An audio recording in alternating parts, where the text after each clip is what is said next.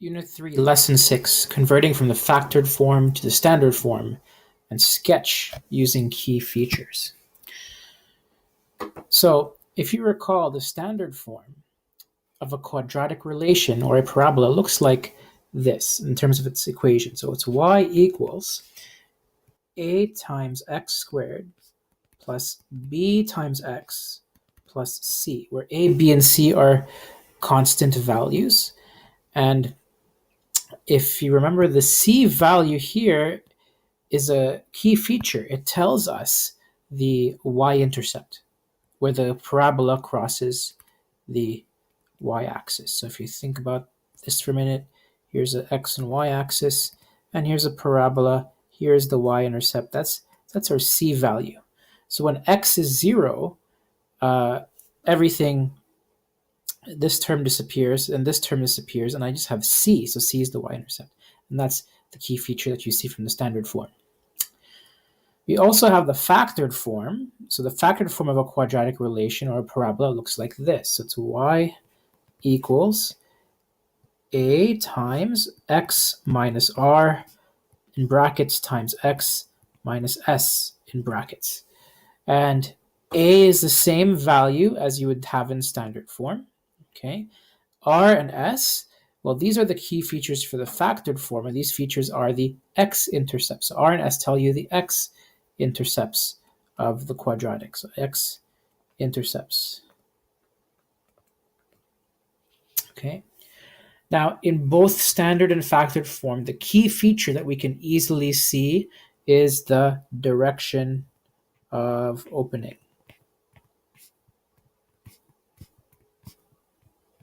Okay, meaning the parabola either opens up or it opens down based on whether or not this a value is positive or negative. So if a is positive, then the parabola opens up. So if a is positive, you get the parabola opening up. If a is negative, the parabola opens down. So I'll say a less than 0, a greater than 0, and a less than 0. Okay. Now there is a way to convert from factored form to standard form. Okay. So how do we convert from factored form to standard form? We do it by a method called expanding. So there's a little tiny error here. It's supposed to be to convert from factored form to the standard form.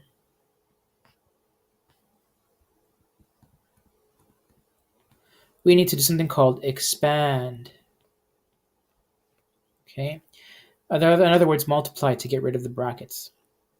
And I'll show you two methods that you can use to expand a factored form equation. So let's do them here. Example 1, convert y equals x plus 2 times x plus 6 in brackets from the factored form to the standard form. So this is factored form. We want to convert it to the standard form. So let's look at, I'll call the first method like the box method or the area method. So method 1. So imagine, if you count here, I have 1 and 2 terms in the bracket, another 2 terms in the bracket. If you draw a box, or like a window, okay, and the number of rows and columns corresponds to the number of terms you have in each bracket. Okay, so if I took the first bracket, x plus 2, I'll use that as the columns here. So x, I'll write on the top here x, and I'll have right here plus 2, kind of like the titles of my column. And then for x plus 6, I have 2 terms there in that bracket, so I'll use that as my rows. So the titles for my rows, x and plus 6. Okay, and so just imagine you have, well, okay, like this is just a square, okay, x times x, area of a square, so you multiply by the row and the column, x times x, you get x squared. If I multiply the row by column here, so you extend out a little bit further, plus 2, and x, so x times 2 is 2x. And then on the second row, 6 is my row and x is my column, so 6 times x is 6x. And you have 6 times 2 is 12. And you take all four answers that you have here, all 4 products, and you add them up. And you get y equals x squared plus 8x plus 12. Okay?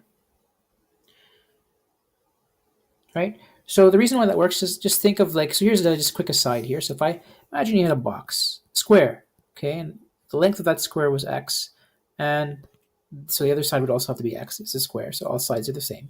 And I said, what's the area of this? Well, I said it's x squared. Okay. Now imagine if I extended the square by 2, so I add 2 more this way, and I extended the square down here by 6. Okay. And I can turn this into one long rectangle and divide it into sections like this. So that if I wanted the area of this portion up here in the top right, I'd multiply the length by the width. So the length is x, width is 2, so I'd have 2x. And if I wanted this square down here on the bottom left, I'll multiply that by x, its length and its width is 6, so 6x. And the square in the bottom right would be the length of 6 times the width of 2, which is 6 times 2, which is 12. And so you're kind of creating a bigger rectangle out of all of these smaller ones, and you're getting the area of the smaller ones and you're adding them together. So you get x squared plus 2x plus 6x plus 12, which simplifies to x squared plus 8x plus 12. Okay, so that's the more visual method. Method number 2 is the algebraic method. So method number 2, you might remember from grade 9, the distributive property, where you take the coefficient. So like think about, let's say y equals 6 times x plus 2. So in grade 9, what you did was you took the number in front of the bracket and you multiplied it with each term inside. And you get 6x. 6 times x is 6x, and 6 times 2 is 12, so 6 plus 12. And that's what you would do to expand it. It's very similar to when you're using the factored form. So here's my question. So y equals x plus 2 times x plus 6. But instead of just multiplying one number with the rest of your bracket, you're multiplying each term in the first bracket with each term in the second bracket. So you're taking the x and you're multiplying it, you're distributing it, right? You're distributing this x in the other brackets. X is going to multiply with x, and x is going to multiply with 6. Okay, so I'm distributing it, the x with each term in the other bracket. So when I multiply that, I would have x times x, which is x squared, and then x times 6, which is 6x. And then you do the same thing with the other term in your first bracket. So 2 is going to be distributed with the x, and 2 will be distributed with 6. So 2 times x is 2x, and 2 times 6 is 12. And then when you collect like terms, you get x squared, and 6 plus 2x is 8x, so 8x plus 12. And there you have the same answer again. So that's the algebraic way of doing it. Okay. Let's do another example. So let's convert y equals x minus 4 squared from factored form to standard form. Okay, so first of all, you have to recognize that if you have a single bracket, but that bracket's being squared, you can rewrite that as x minus 4 times x minus 4. And then you can proceed to expand the two brackets. Oftentimes, students make the mistake where you distribute the exponent inside, and sometimes students would write x squared minus 4 squared, which would be incorrect because you can't distribute the exponent into two separate terms being added or subtracted. You can if they're being multiplied or divided, but not if they're being added or subtracted. So this would be wrong. Okay. So let's continue on the question, solving it by using this x minus 4 times x minus 4. So if I use method 1, the area method would say, well, okay, let's say draw my box again. If I have two terms in each bracket, I'm going to have 2 columns and 2 rows. So one column will be x and minus 4. The rows will be x and minus 4. And then you multiply the row by the column. So row x times column x is x squared. Row x times column of negative 4. When I multiply that, I get negative 4x. Down on the bottom left, negative 4 times x is negative 4x. And then again, wash the signs. So negative 4 times negative 4, positive 16 when I multiply them. And then you collect them at the end. So then y equals x squared minus 4x minus 4x plus 16. And then you collect like terms. So y equals x squared I have two x's here, so minus 4x and minus 4x is 8x. And then I have plus 16. Okay. If I use method 2, the algebraic method, and you should be more comfortable with the algebraic method eventually, so start practicing now. So here I'm going to write up my equation, y equals x minus 4 times x minus 4. Then you distribute each term with one bracket with the other bracket. So distribute the x with the x, distribute the x with the 4. Distribute the 4 with the x, and distribute the 4 with the 4. Okay, and so I multiply x times x, which is x squared, x times 4, which is minus 4x. The second term, minus 4 times x, is minus 4x. Then minus 4 times minus 4 is positive 16. And collecting like terms again will result in the same answer like we did in method 1.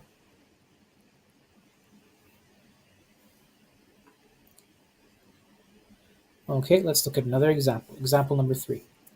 So convert from factored form to standard form. Now it's a little bit more complicated this time because when we're done everything, we're going to multiply everything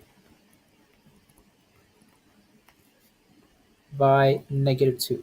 But don't do it at the end, not at the beginning, okay? Because again, sometimes students make the mistake of distributing the 2 with every single term in all the brackets. But that's not the case.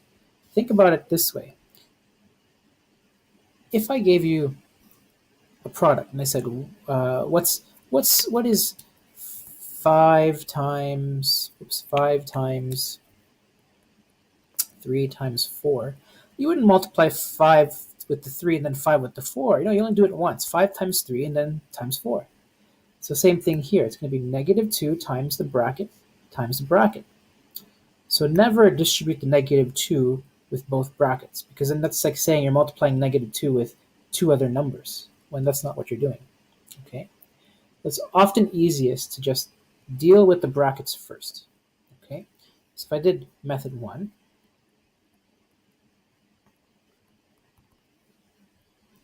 so again, if I ignore the -2 for a moment and look at the brackets, I have 2 terms in each bracket. So make 2 columns and 2 rows. X minus 3 for my columns, and my rows be x plus 5. It doesn't matter in which order I do them. You still get the same answer either way. So x times x is x squared. Minus 3 and x is minus 3x when I multiply them. 5 times x is 5x. And then 5 times -3 is -15. Take your terms and add them together. Take your products and add them together. So x squared plus 5x minus 3x minus 15. Collect like terms, you get x squared plus 2x, so 5x minus 3x is 2x, and minus 15. Now don't forget, at the very end, you still have to multiply by -2. So put everything in brackets, put a -2, and I'll put my y equals in front. Okay? And you should do that same thing with the previous step too. So -2 in the front, put everything you did in brackets. Now you do what you did in grade 9 and you distribute the number in front of the brackets with every term inside. So when I multiply these numbers out, I get -2 times x squared, which is minus 2x squared, minus 2 times 2x, which is minus 4x, minus 2 times minus 15, which is plus 30. Okay. If I did this straight up using algebra, method number 2, it still looks something like this. So I start with the equation y equals -2 x minus 3 times x plus 5. Then I would distribute the 2 brackets, so -2 stays out in the front, and I would create one big bracket here, do everything with the 2 brackets here, expand these 2 brackets, so x times x is x squared, x times 5 is 5x, minus 3 times x is minus 3x, minus 3 times 5 is minus 15. Then collect like terms, so I have x squared, 5x and 3x make 2x plus 2x, and then minus 15. And then finally distribute the -2. So -2 times x squared is -2x squared. Then minus 4x when I multiply this and this. And then plus 30 when I multiply the -2 with the last term. You get the same answer. Okay. Now what if you did it a different way? What if I went, still method 2, but what if I did the algebra slightly differently? You could alternatively do it like this. So minus 2 times x minus 3 times x plus 5. Some of you might say, well, why can't I distribute the 2? You can. So you can distribute the 2 with the first bracket, or you can do it with the second bracket. But let's just do it with the first bracket, just to show you. But when you multiply the 2 with the other brackets, you only do it with one bracket, not both. Okay? Again, the idea is if you had 5 times a number, you'd only multiply the 5 with the next number. You wouldn't multiply the 5 with both. It doesn't work like that. Okay? So you're only going to multiply the negative 2 with one of the brackets, not both brackets. Okay, so here we go. Y equals negative 2 times x is negative 2x, and negative 2 times negative 3 is positive 6. And you want to keep this in brackets still. You can't remove the brackets yet because you're still multiplying this bracket with another bracket, x plus 5.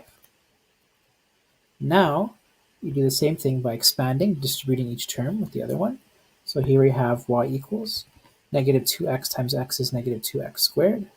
Negative 2x times 5 is minus 10x. Then here I have 6 times x and 6 times 5, which gives me plus 6x plus 30. And then if I collect like terms, I get minus 2x squared. Negative minus 10x plus 6x is minus 4x, and then plus 30. So it's the same answer as we had before, just gone through a different way. All right, let's look at another example. Convert this into standard form. So we can do the area method again. So I could draw a box, 2 columns, 2 rows. Put the 3x and minus 2 on the top, the x and the minus 4 in the rows. Multiply the row by the column. So 3x times x is 3x squared. Minus 2 and x, when I multiply them, is minus 2x. Minus 4 times 3x is minus 12x. Minus 4 times minus 2 is positive 8. And you collect like terms.